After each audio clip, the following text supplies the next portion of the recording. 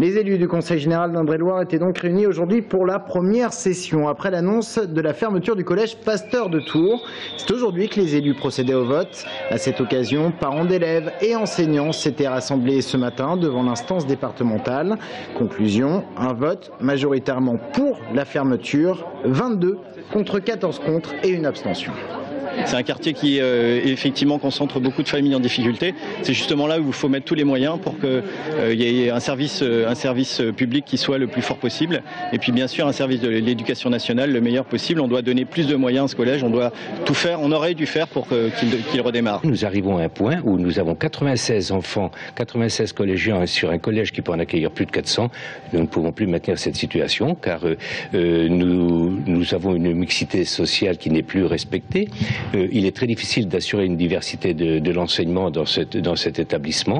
Et puis, nous allons aller vers une diminution encore de cet effectif si nous laissons la situation faire. Sur d'autres collèges, Richelieu, le Grand Pressigny, peut-être Demeune-Nouat, il y a eu des solutions alternatives à la fermeture, avec ce qu'on appelle l'école du socle, en mêlant un peu de primaire et un peu de secondaire. Je pense que des voies pouvaient être explorées.